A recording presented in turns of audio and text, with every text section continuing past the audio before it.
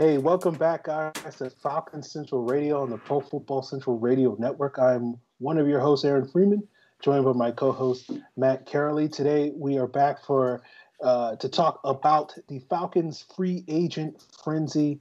The Falcons have made some roster moves. We'll talk about the additions of Jamon Brown and James Carpenter. We'll talk about some other news involving the Falcons, like they're freeing up cap space, how other contracts are going to affect their ability to negotiate with other free agents potentially down the road. And we'll sort of give our wish list, sort of looking at three guys, realistic options that we kind of hope the Falcons might sign the rest of the week. And we'll answer you guys' mailbag questions if we can get to them on today's show. So, Matt, let's kick things off. Let's talk about the additions of James Carpenter and Jamon Brown. As we're recording this, we don't know the exact financial terms of their contracts. Carpenter got a 4-year deal. Jamon Brown got a 3-year deal. So I will give you the floor and allow you to share your thoughts on these two signings. Yeah, I'm pretty optimistic about these moves. Jamon Brown more so than James Carpenter. Brown was a guy that, back in November when the Rams let him go on the waiver wire, I was kind of hoping that the Falcons would get involved, kick the tires on it, and perhaps they even tried to. But the Giants scooped him up. They had the higher waiver claim. And, he went to New York and kind of solidified that offensive line a little bit towards the end of the season. Him and Will Hernandez, you really saw the running game get going with Saquon Barkley, and that became the identity of that football team. And, I would have thought the Giants would have kept him long term, but then, they made that move with the Browns to get Zeitler, and it made more sense that Brown wasn't going to be in the picture anymore with Hernandez being a recent draft pick on the left guard spot. So for me, I think Jamon Brown has some upside. He's only 25, 26 years old. I thought in 2017 with the Rams, he was kind of coming into his own a little bit.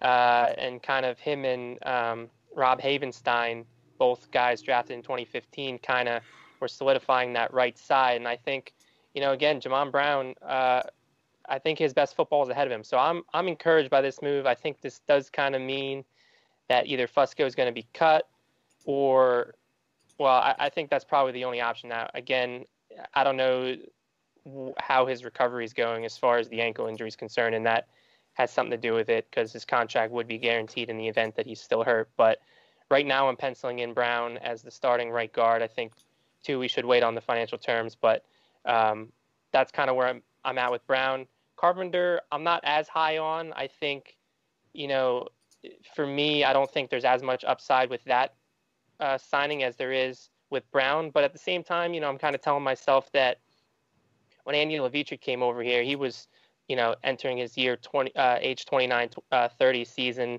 and he kind of had a rejuvenance, when he came to Atlanta. So maybe something similar is in the cards with Carpenter. I think kind of evaluating his time in New York, you do have to take that with a grain of salt. There was literally no talent on either side of him on that offensive line in New York. That won't be the case in Atlanta. He will be next to two Pro Bowlers in Alex Mack and Jake Matthews. So again, similar to Brown, I'm kind of penciling in Carpenter as the left guard going into 2019, especially considering, they gave him a 4-year deal now. I know that doesn't mean that he's going to be here for 4 years, but it kind of tells you that they do like him enough to give him that 4-year term. So, not as high on this one, but at the same time, I'm optimistic, and I think, he could have a resurgence here in Atlanta. Yeah, look, I don't think these moves really move the needle in a major way. Like if you were asking me to compare them between sort of looking at these guys and comparing them to sort of looking at Brandon Fusco a year ago, I think I'd be splitting hairs trying to come up with reasons why this is going to work out in some major way versus that Fusco deal. I think they're all about the same in terms of their overall talent level. They're serviceable to, on a good day, above average starting guards. But, I think really realistically, that was probably the best case scenario for the Falcons this offseason, given sort of the limited talent pool in free agency, given how much money is being thrown around for, a lot of players that aren't necessarily high-end players, that if the Falcons are going to sign guys, and we'll find out sort of what the price of these guys, but I'm assuming it's not, more than $5 to $6 million a year. And ultimately it's going to boil down to sort of their guaranteed money to indicate, sort of what this realistically is. But I think for me, at least, I think these are decent additions for the Falcons at left guard and right guard.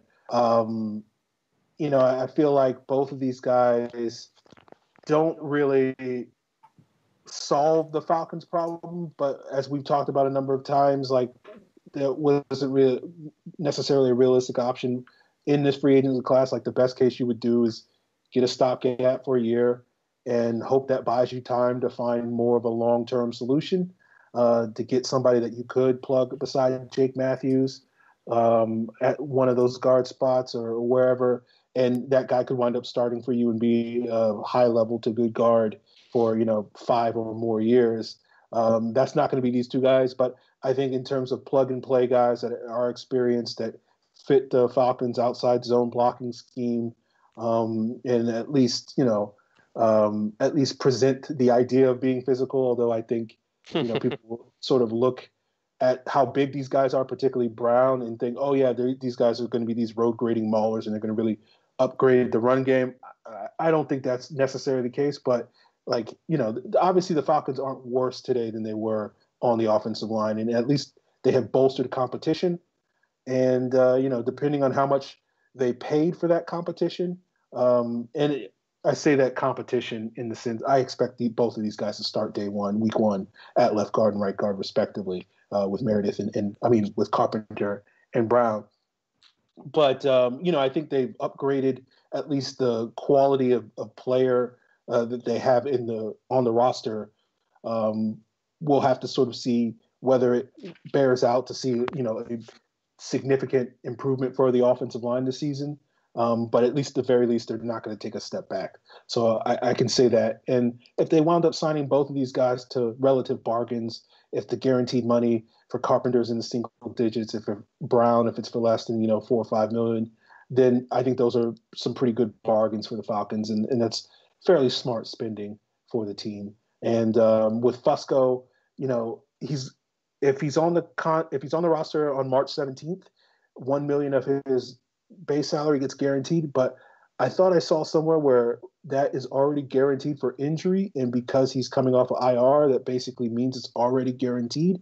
But I could be mistaken with that, because I wasn't able to find the same source that I thought I had found like a week or so ago when I was tweeting about it. So, the Falcons still could get rid of him and just basically have to eat $1 million or $2 million or whatever it is, which, I don't think there's anything stopping them from doing that if they feel comfortable with Carpenter and Brown. So they could also keep Fusco and have him be brought back. But it does seem likely that they are going to move on from him and potentially have Wes Schweitzer now be their top backup guard and also sort of their possible developmental option behind Alex Mack at the center position, if they don't draft somebody at that spot in April. So, it certainly has impacted maybe current players and how they're going to be used moving forward.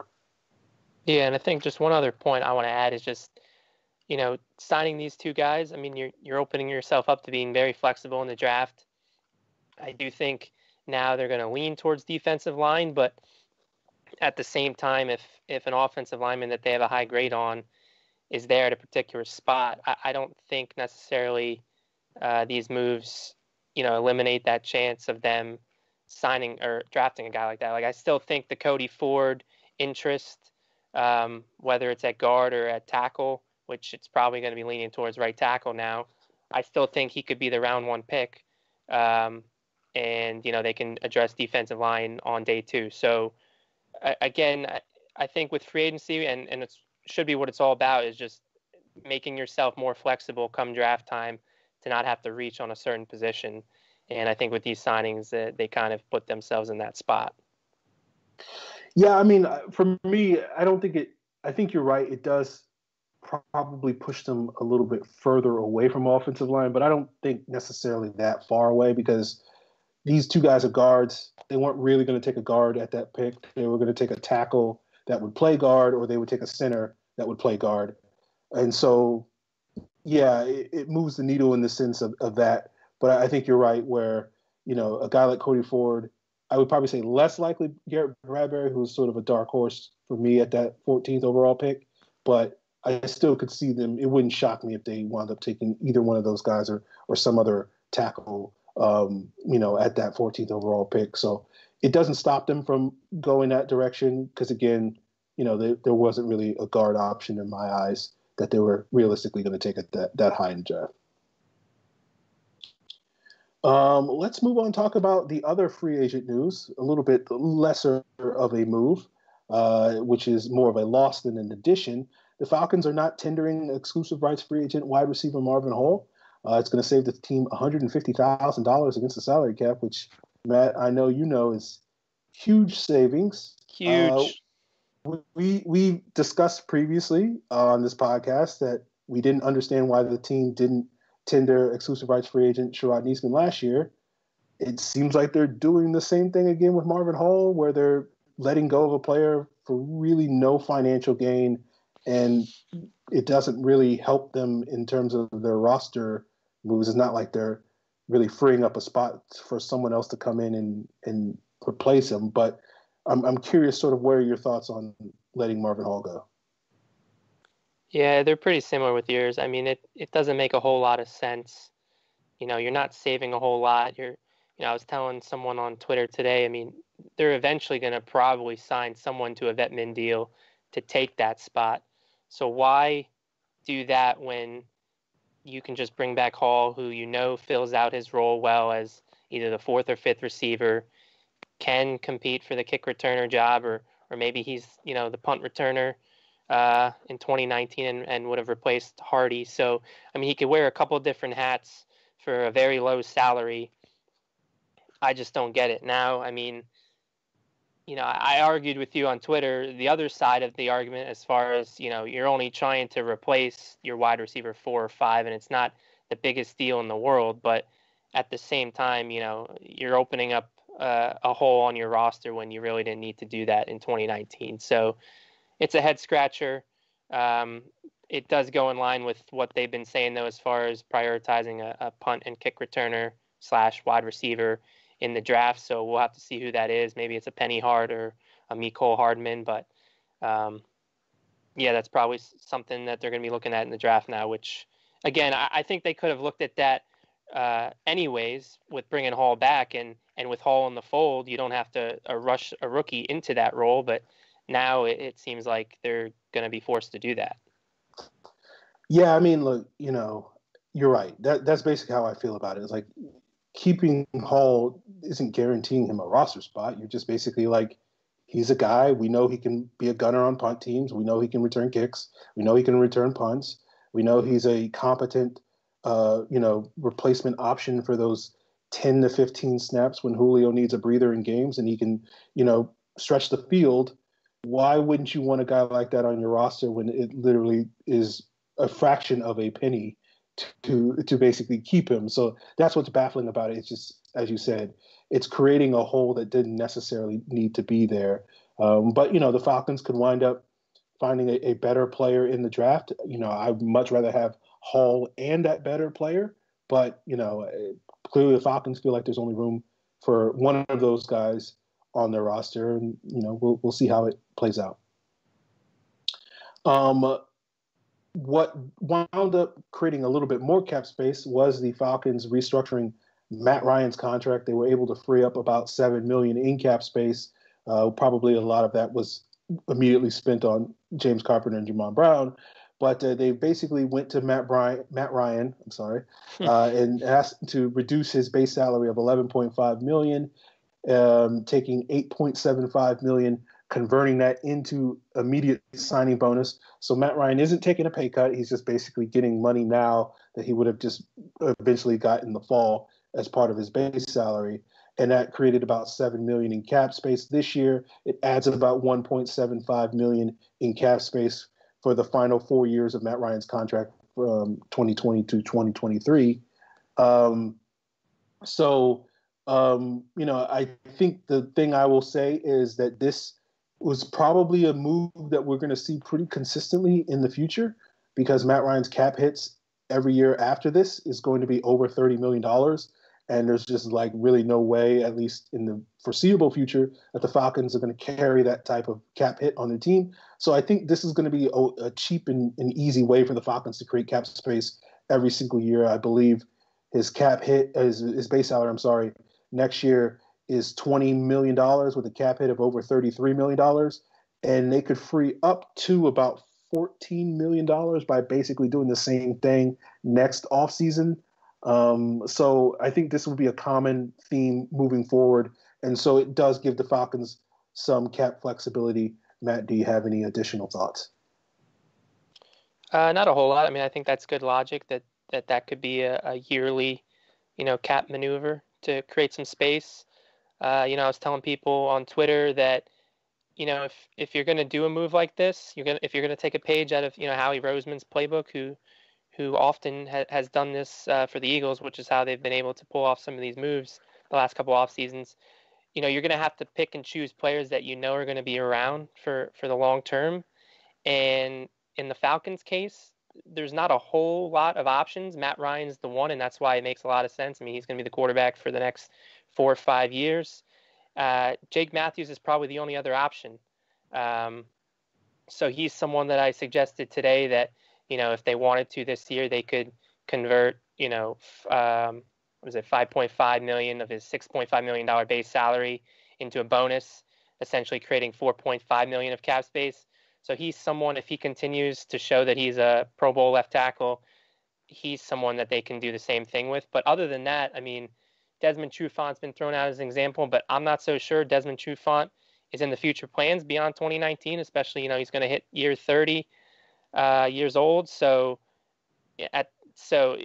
he's probably not someone that you're going to want to do that with because, again, not someone in the long-term plans. Other than that, I mean, Alex Max only got 1 or 2 years left. Mohamed Sanu's likely done after 2019. So there's really not a whole lot of options other than Matt Ryan and Jake Matthews to do this. So that's why, yeah, I agree. I think going forward, if they do want to create some wiggle room each year, Matt Ryan's probably the go-to contract to do that with. Yeah. As you guys are probably watching this, and if you're glued to Twitter, you're seeing a whole lot of craziness going on around the NFL with various trades.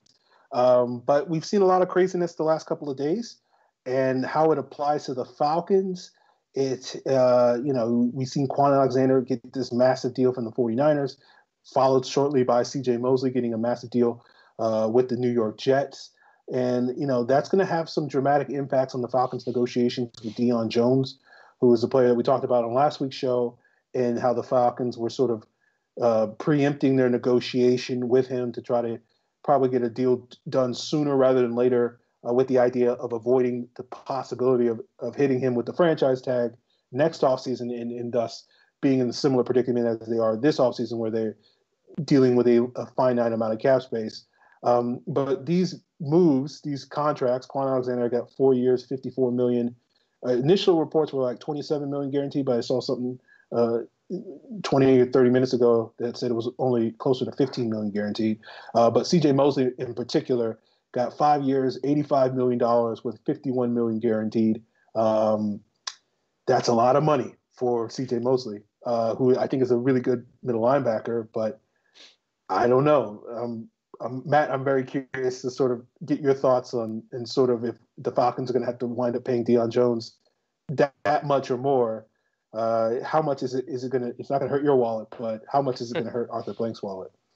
Yeah, I'm really hoping this is a market outlier type contract because he's getting paid nearly what Trey Flowers got in Detroit, and Trey Flowers plays a premium position as pass rusher.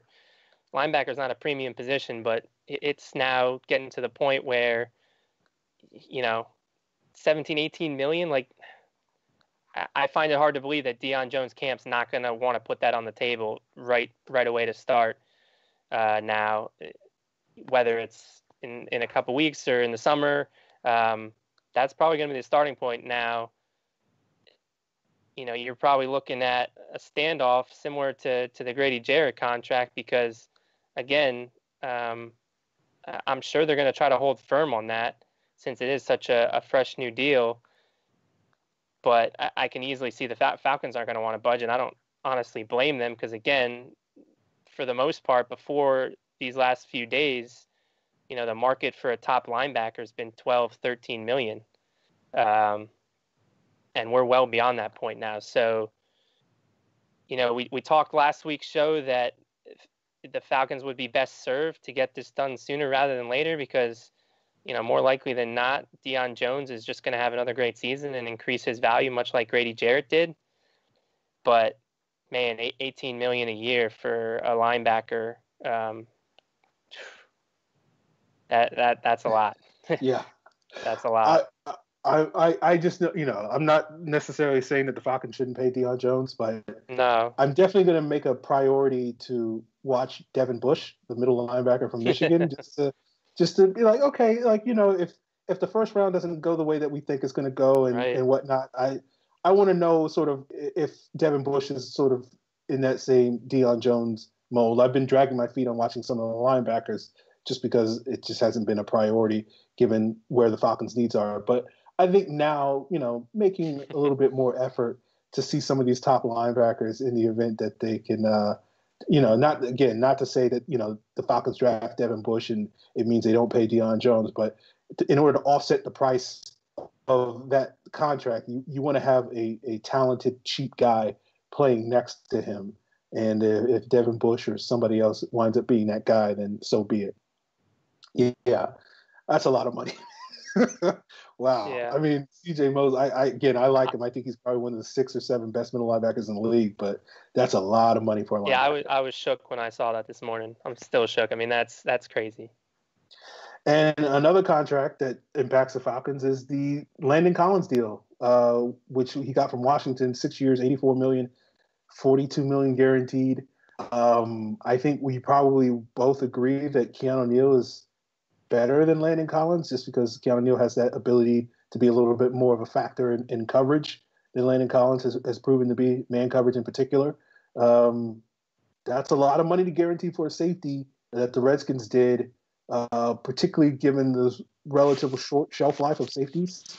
Like, for me, looking at the Keanu Neal deal is a situation where I thought, the Falcons will give him this big contract and he'll play 3 years of it, and then his body will be broken down. And similar to what we saw with Willie Moe, there's a decent chance after 3 years that he would be moved on from. But, if you're going to be guaranteeing $42 million to a safety like that, that's a lot of money to give up for basically what amounts to be a 3-year deal. But, I love Keanu Neal. I think he's worth it. But, man, similar to the CJ Mosley deal, it's like, wow, that's a lot of money that now the Falcons are going to probably have to give more to Keanu Neal because if he has a solid bounce back year in 2019 and he'll likely get the 5th-year option this spring, that's going to be a potential priority signing or extension that the Falcons will work on next offseason. And who knows by that point in time if some other safety has come along and push the market forward and whatnot. So clearly the Falcons are in a situation with 2 of their key pieces on their defense. And we saw this past season how awful the Falcons defense when they don't have both of those guys. They're going to have to pay a pretty penny to retain both of those guys. I'm curious sort of what were your thoughts when you saw the Landon Collins deal and how it impacts Keanu Neal? It's kind of crazy with the safety contracts this year because it's the exact opposite of the stance the teams took last year with the safety market where they didn't want to pay it all. And it makes you think, how much did that have to do with Eric Reid? And the evidence kind of shows that it might had more to do with that and blackballing Eric Reid. And then, the trickle effect affects his peers at the same position. So, I don't know. Again, I'm hoping this could be a market outlier. The Redskins, this is now the second time in their history, in recent history, that they've kind of tried to reset the market on a position. Albert Hainsworth's the other one that comes to mind. I believe he was the Redskins contract, right? Correct me if I'm wrong. The 7-year, $100 million deal there. So, again, is this going to be what the safety market's like? I don't know. But just like with Deion Jones, you can't blame Neal's representation at all if this is now the starting number that they go to. So, we'll have to see.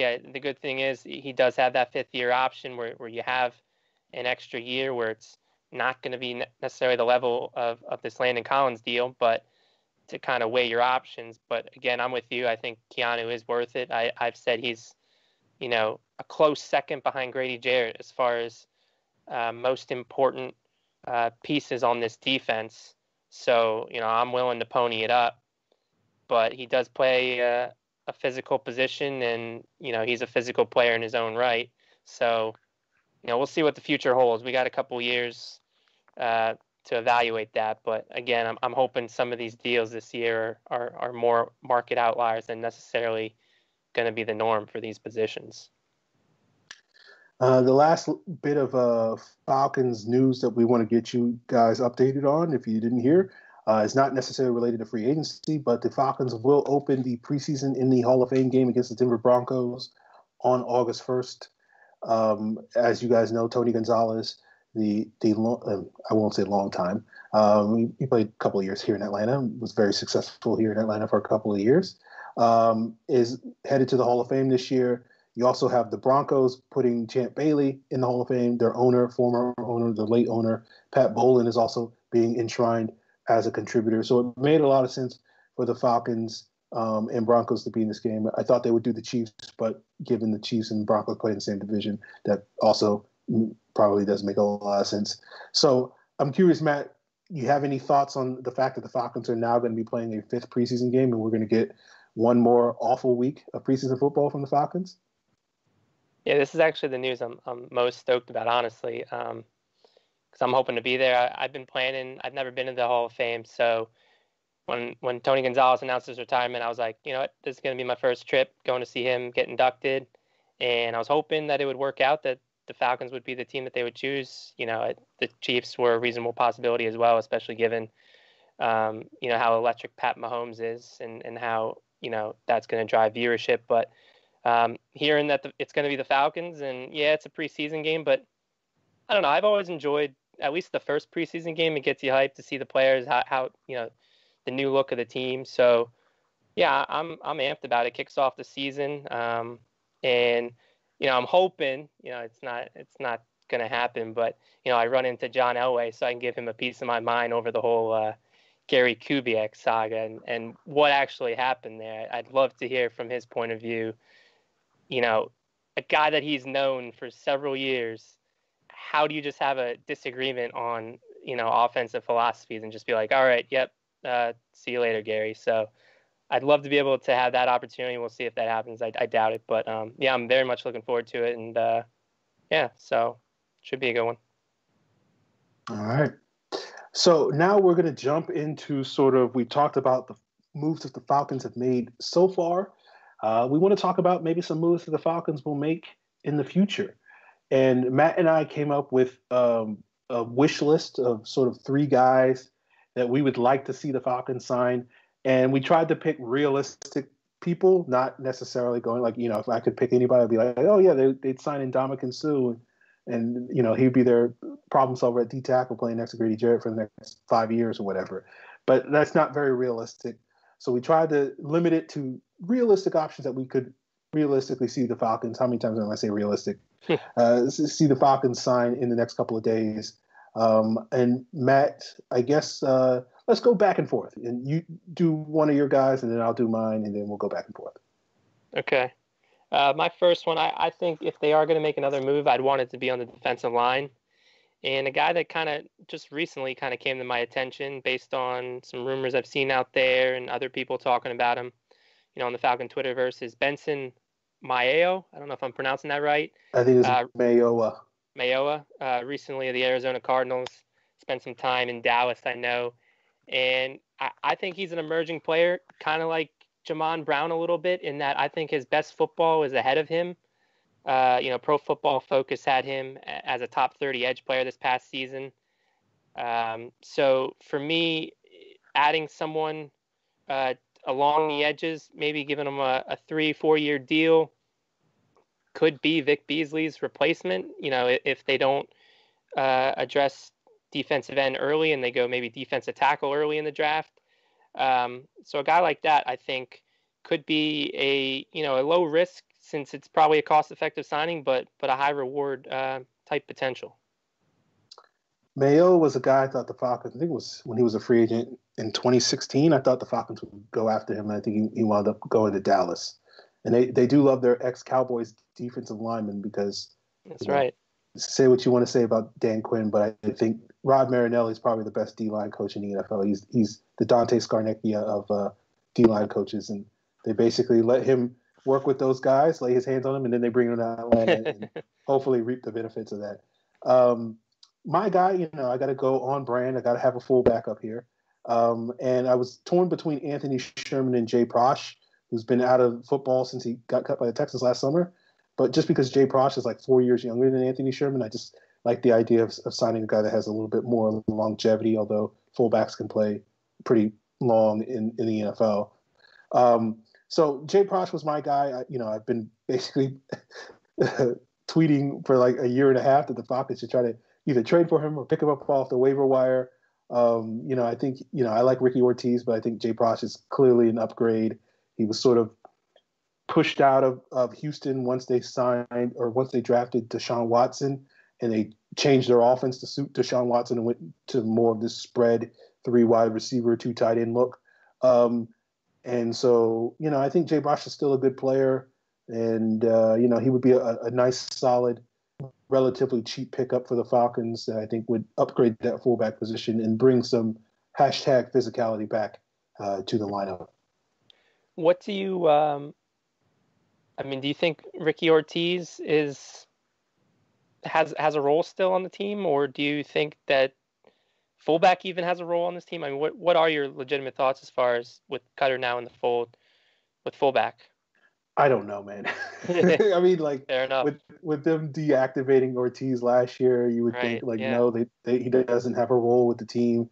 With the addition of Cutter, who's in recent years has preferred more 2 tight end sets in Tampa Bay and whatnot, you would think that that's the direction that they would be moving in. But then we could be looking at here, week 1, whoever we play, like we saw for most of the first half of the season, first snap of the game, the Falcons come out in their 21 personnel with a fullback on the field, and it's Ricky Ortiz, and it's like, okay, I guess we're still doing this. Like, are we going to deactivate him, 8 weeks into the season for no reason? Okay, so it's a little baffling what the Falcons do with the fullback position. So anybody's guess is, I have no idea. It's basically what I'm saying. Yeah. Who's next? So my next one, I think they need to get a cornerback in free agency still. The market is not ripe with options, but a guy that I've been talking up is Eric Rowe, the expatriate. And I think, he's coming off an injury, so he should come cheap. He should come on probably a 1-year prove-it deal. And I think he can provide some competition for Isaiah Oliver. And at the very least, he's a good backup. Could potentially be the third cornerback, depending on, if DeMonte Casey's needed to be the starting free safety in weeks 1 or 2, if Ricardo's easing himself back in off the Achilles injury. So a guy like that has starter experience, kind of is in the mold of cornerbacks as far as long corners go that Quinn likes. So I think he would fit this defense if they offered him a contract. Originally I was going to pick Cam Wake for this, but then as we went live, he signed with the Titans, so that breaks my heart. So I'm going to go with another defensive lineman to sort of beef up the Falcons. Run defense is also bringing a little bit of juice as a pass rusher. I went with Christian Covington, the defensive tackle from Houston. Given sort of how the market is I have no idea what his market value is going to be, but I'm imagining at this point he's not going to be a huge contract, but I'm not going to sit here and say he's going to be cheap, but cheaper than, some other guys. I think Covington's been a solid player ever since he, a couple of years ago when the Texans were more of that 3-4 team. He was a backup nose tackle behind Vince Wilfork, and anytime he got on the field, he was very productive, but dealt with some injuries early in his career. This past year, I think maybe it was one of the first years that he was fully healthy. And by then, by this point, they've improved their rotation, so they didn't necessarily need him to have as big a role. But when he was on the field, whether it was stopping the run or playing in the nickel next to guys like J.J. Watt and whatnot, he's always been productive to me. He's always been a solid player, an underrated player in my eyes. And I think he would be a massive upgrade over a guy like what we had last year with Terrell McClain. And he would give a little bit more as a pass rusher in those base sets and still also give you a little bit if you want to have him rotate with guys like Jarrett and Tack and Jack Crawford on the inside in nickel situations. And so he would be a solid addition to beef up the middle of the defense for me. Do you view him as like a one tech more in the base if he was playing, or? I think he can play both. I mean, he started out as a one tech and then he kind of moved to a 3 tech and then a 5 tech in Houston. So he can play really anything you want him to. That's one of the reasons why I like him. Okay. My last one, and this is a name many fans will know.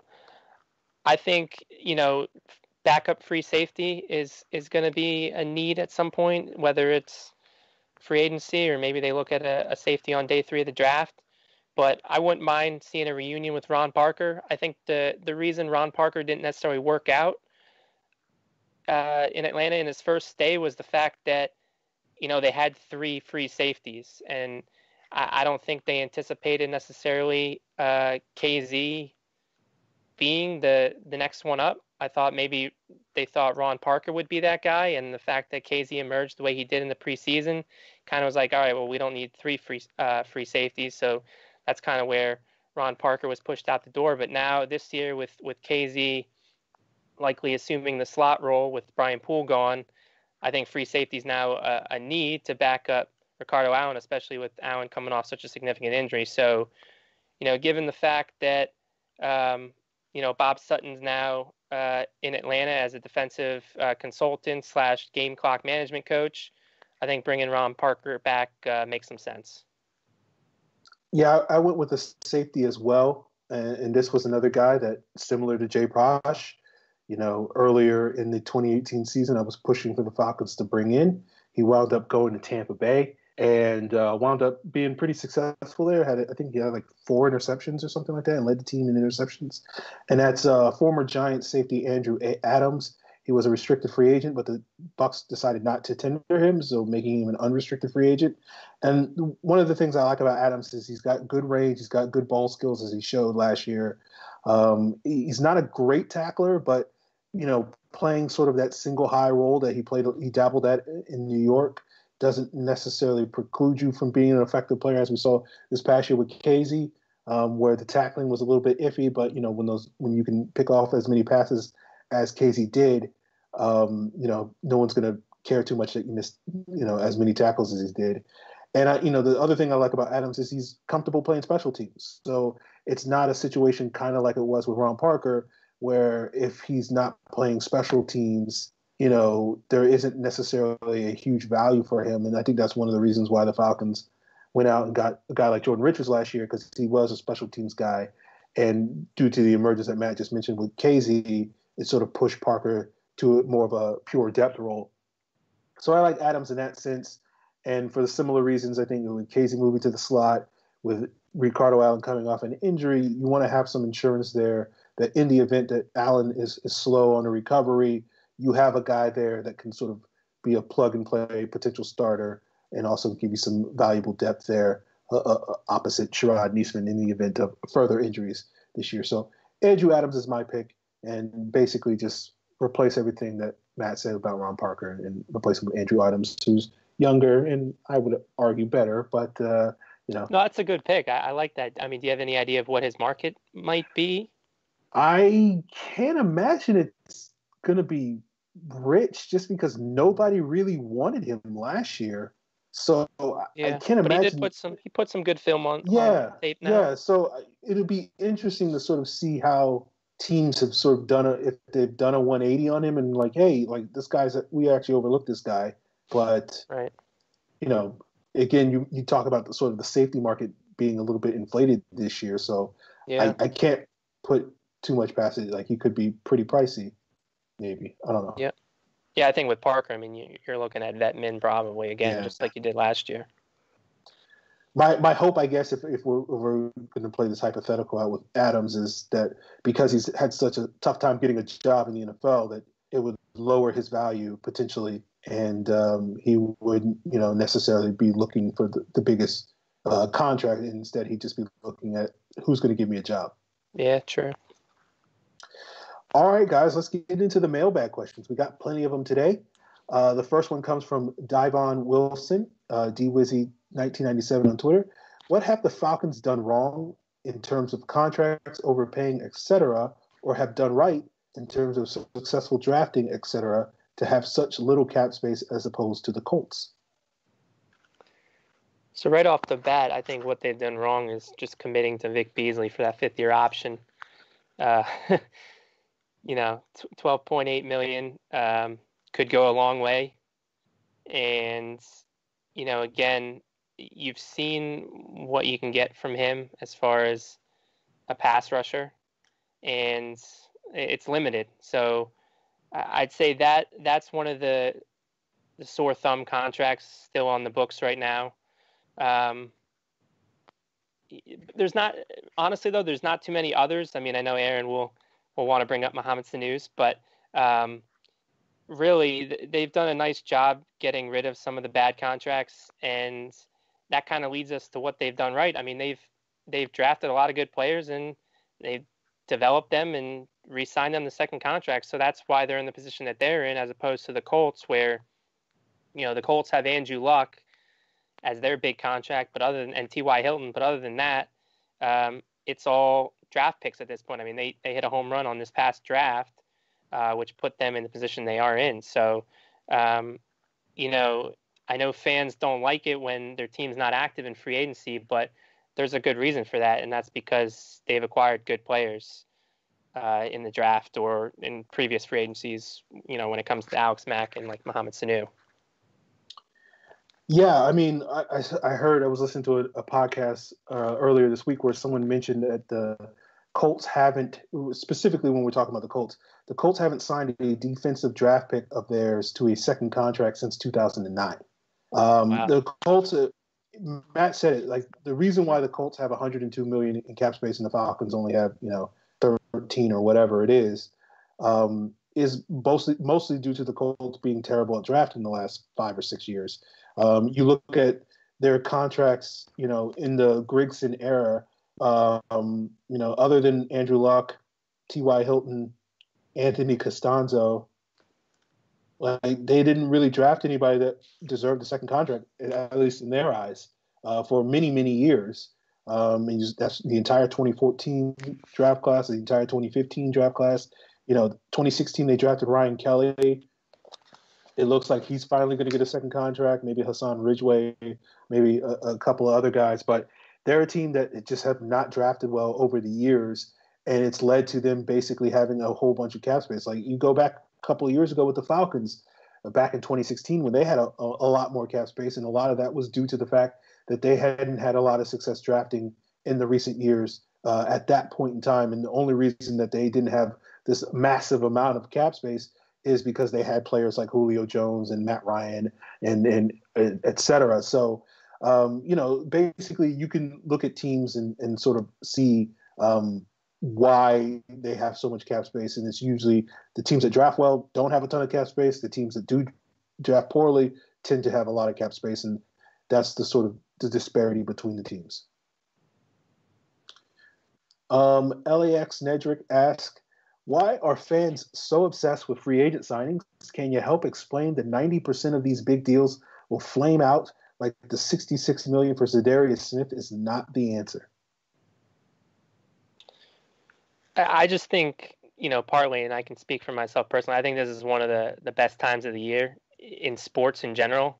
And it's just a fun time because, whatever happened in the past with your team can be, rewritten starting with the dawn of free agency. And I think, it's an exciting time for fans of those teams that do have a lot of cap space to go wild with and try to help their team in the season moving forward. But, at the same point, it's also a time for teams to make ridiculous moves. And and hamstring their team for years to come. Now, I don't necessarily agree that Zadarius Smith's contract was a bad one. I actually like what the Packers have done today with Smith, and getting both Smiths, getting Zadarius and Preston, is just wild to me. I didn't think that was possible for one team to do that, and especially those two guys in particular coming in at higher market values than I expected. So, but at the same point, there's tons of other examples that you can throw out. But yeah, I just think there's a lot of excitement in the air. It's a fresh start for every team, and it's just a great time for sports fans in general because there's so much news and so much to talk about. Yeah, I mean, it's exciting. It's the bottom line. We all sit here, we don't know from personal experience what it is like to experience an off season after you've won the Super Bowl. But I imagine you're just kind of chilling and everything's cool. And it's like, yeah, whatever, man, we won the Super Bowl. But for the other 31 teams, it's all about trying to get back to the Super Bowl. And the reality is the draft and free agency, it always, regardless of how cynical and jaded you are like myself, you're always going to want to buy into the notion like, oh, man, we pulled off this move, and this is now going to be the thing that catapults us into winning a championship. Like last year, it was like trading for Michael Bennett would have been the move that would have gotten everybody excited and whatnot, and they didn't pull that off. And in sort of this time of year, you're kind of hoping, hey, man, like, look, man, like, I know there's zero chance that the Falcons are going to sign Ndamukong Suh, but hey, if they actually figured out a way to do it, I would get really excited about it, Like, we haven't had a dominator, other than Grady Jarrett in the middle of our defensive line like that. And, like, that's exciting. That gets people jazzed. So, but Matt said it like, most of these moves don't really work out. You're basically renting guys for 2 to 3 years. And that's about it. And if you can wind up drafting solid replacements, or if you happen to be the type of be lucky enough to land the Drew Brees type of signings like the Saints did, 13 years ago, or what the Packers did when they got Charles Woodson from Oakland, I guess that was around 13 years ago or whenever that was. And you get these sort of Hall of Famers that you sign on free agency. Those things are rare, but, enough of those things happen where you get excited about it. And you're like, you look at Alex Mack, like he was a great pickup. Tony Gonzalez was a nice trade for the Falcons. So it's understandable why people get excited. But at the end of the day, it always boils down to your long-term success is based off of your drafting. But these free agent moves at least can get you buzzed for a year or two. And, unfortunately, the Falcons haven't had a ton of success in free agency over the years. But, we got moves like Mack, and we got moves like Michael Turner, and John Asamoah gave us one really good year at right guard. Unfortunately, Sanu.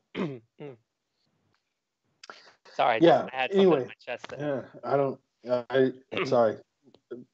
Audio's wonked out a little bit there, so I didn't hear that. So let's move on to the next question. Zamir Savanovic asks, here is my first question. Tack just tweeted that if he doesn't get double-digit sacks next year, he will cut off his dreads. What do you think about that? Will he get double-digit sacks? And would he really keep his word and cut off his dreads? To answer the last part, I absolutely think he would keep his word and cut off his dreads. I think Tack is a man of his word. He's also a man that likes to tweet a lot of crazy stuff that makes you think, like, what's he actually talking about? Just like last Friday, he made it seem like something was up or whatnot, and wasn't actually the case. It was just, I think, something about the gym or something. But yeah, I think year 3 is big for him. I think year 3 is usually where, the pass rushers kind of figure it out or not and really take that next step. So, if he does do that, then, that's great. And I think the Falcons then are in great shape with having a top pass rusher in the fold in Takk McKinley. If he doesn't, I think we're kind of at the same spot where, I do think he'll, hit probably 7 or 8 sacks like he's been doing the last couple of years. But at that point, he's more of that complimentary guy, and you still have to figure out, if you really want to take your defense to the next level, you got to either add more guys like Tack or really truly find that number one guy. And maybe they do that,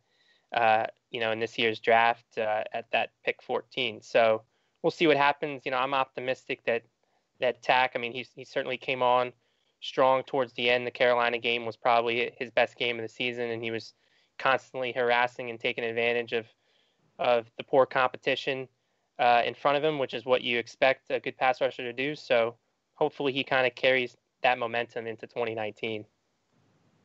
Yeah, I think Tack is probably a man of his word. I think he's probably looking for a reason to cut off his dreads anyway, so he'll do it regardless of what happens next year.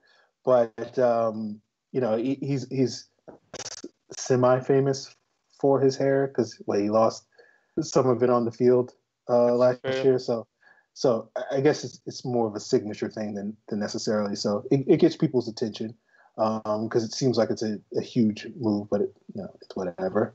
I don't have any hair. What's the big deal? Yeah. I think, with Tack is one of the few players that I'm genuinely excited and optimistic about this season. It's hard for me to get optimistic about things, but I am very curious to see what he does this year. I think there's a very good reason to think that he could get double-digit sacks this year. I think one of the things that we'll see from the Falcons this year in regards to Tack is them sort of moving him around to sort of feature him. We saw them do that a little bit last year, moving him inside, playing him on the left side, playing him on the right side to get him into some favorable matchups, because I do think, as we all, much to our chagrin, he is sort of the featured edge rusher over a guy like Vic Beasley. And so it's kind of really revolving around how the Falcons want to feature Tack in the best possible ways. And Vic Beasley will just sort of have to pick through the scraps, as it were. So I think Tack is poised to potentially have a big year. As Matt mentioned, that third year is really a big year.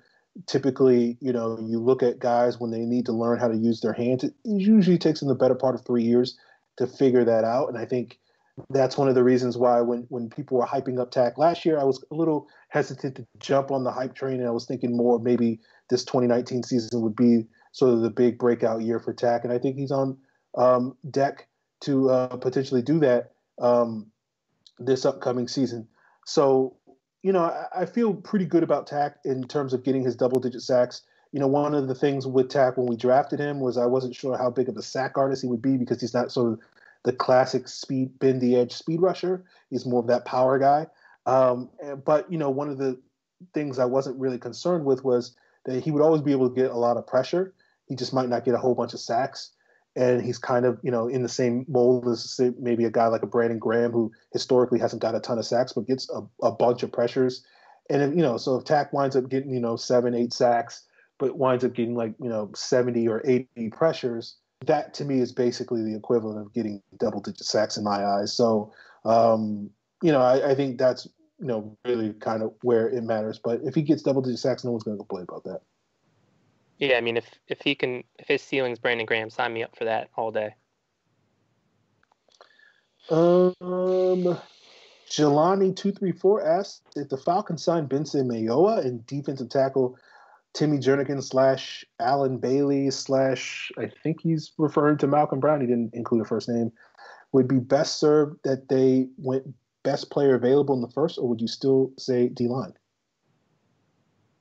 Yeah, if they can pull that off, which I'm not sure, we still got to see the terms of the Carpenter and Brown deals. But if they can pull that off, I think that absolutely then sets them up with best player available. I mean, that best player available can still be D-line, but at that point, you got a guy that can potentially pair with Grady Jarrett on the interior, and then you got a guy that can mix in on the edge with Beasley and Tack and Means.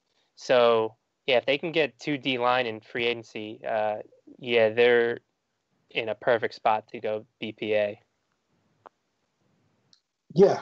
I mean, I don't think, my expectations going in free agency, I don't think the Falcons could really do anything other than maybe spend on an edge rusher that would really alter their draft plans too much in the first round. I think they're going to wind up, the best player available thing is a little misleading because you're taking the best player available at the position of need. And I felt like that's always been a D tackle, an edge rusher, or offensive lineman, or, the outside chance at a linebacker is there. We've talked about cornerback, but I just don't know if there's a cornerback worth that pick. So that probably takes that off the table. So, I think the Falcons, if they really like a player, they're still going to wind up drafting him. But I think certainly if you want to sign players and potentially some of these moves on the defensive line mean that you don't have to feel as much pressure to get an immediate day one impact starter at those spots. But I think, Mayo is more of a rotational guy. Jernigan's got some back issues, so you wonder sort of about his longevity. Alan Bailey's up there in the 30s. Malcolm Brown's a solid player, but I don't know if you're going to sign him being like, oh, we don't need to take a D tackle at this point. But I think he might be the one of these guys that you mentioned that I would probably say potentially has the most impact to your draft plans just because he doesn't have some of the red flag issues that some of these other guys have. So, I think, the Falcons could still go D-line, but I think more than likely they're going to go O-line or edge rusher with their first round pick rather than D tackle. So, yeah, I don't know. I don't know if I answered your question, man. Well, guys, there are other questions that you guys sent in that we won't get to today just because I think we answered pretty much all of them, and we're coming up on that hour mark that we try to keep this show at. And if you have additional questions that you want to get answered on next week's show or whenever we come back, it depends. We haven't made a firm commitment over whether we're going to come back next Tuesday. It kind of depends on what the Falcons do over the next couple of days. But we might come back and just talk about what the rest of the league has done, just to give you guys that content or whatnot. And if you want to send in your questions, use the hashtag Falcons Mailbag. You can tweet at me. I'm at Falcons. Matt is at Matt Caroly. That's Karoly. You can also tweet at the show's Twitter handle, which is Falcons PFC. As you're watching this on Periscope right now, you should definitely check out the Pro Football Central Twitter handle at PF Central to make sure that you don't miss future shows. Of course, you want to subscribe to us on YouTube. Pro Football Central is the YouTube page. Make sure you hit that bell icon. Also want to check out Falcon Central Radio on Facebook. Matt, did I miss anything? No, I mean, the only thing I'd say is, if there is something breaking tomorrow or in the next couple of days, just like we did about a month ago, I mean, Aaron and I will be available to jump on Twitter live and kind of give our thoughts there and answer any of your questions there. So make sure, again, you're following all those pages, whether it's the Facebook page, Twitter page, subscribing to YouTube, because we'll be giving you content all throughout the offseason. Yeah, definitely want to subscribe to everything that says Falcon Central Radio or Pro Football Central to make sure you get all your updates. And there you have it, guys. And we'll be back later this month to talk more Falcons, more free agency, and before we pivot towards the draft later. See you guys.